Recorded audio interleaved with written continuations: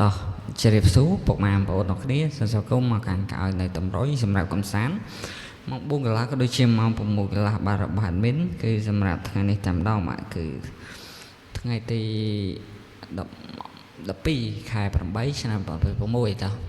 មុនឈានដល់តម្រុយថ្ងៃថ្មី admin សូមទិញតតម្រុយកាលពីថ្ងៃទី11 កាលពីម្សិលមិញបាទ admin អោស្រោក៏ដូចជាអោ8បាទអស្រោ8ម៉ោង 4 យើងឃើញថាអត់មានចូលទេបងប្អូនទាំងគ្នាស្ដាយបងប្អូនទាំងគ្នាក្របធំស៊ីមកក្របទេបាទ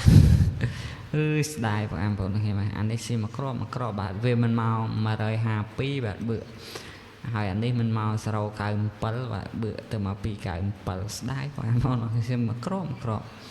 តែយើងទៅមើលម៉ោង 6 កន្លះវិញម៉ោង 6 កន្លះយើងបានចូលបាទម៉ោង 6 កន្លះ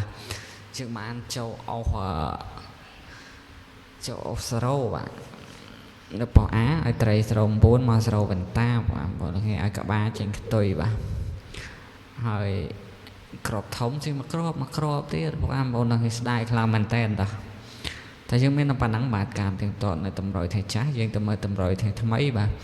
ថ្ងៃទី12 ខែ 8 ឆ្នាំ 2006តើបងប្អូនឃើញវីដេអូនេះឲ្យជួយ Subscribe និងបើក Share ក្តឹងឲ្យadmin ម្នាក់មួយណាបងប្អូននេះ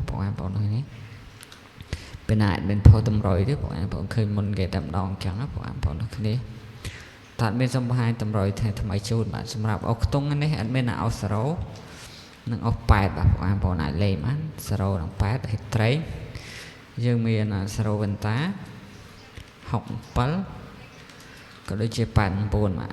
សរោវន្តា67 89ហើយក្របធំយើងមាន7 6គុត5 31គុណតោះជូនប៉ាហេចូលចំអរគុណជម្រាបលាបាយ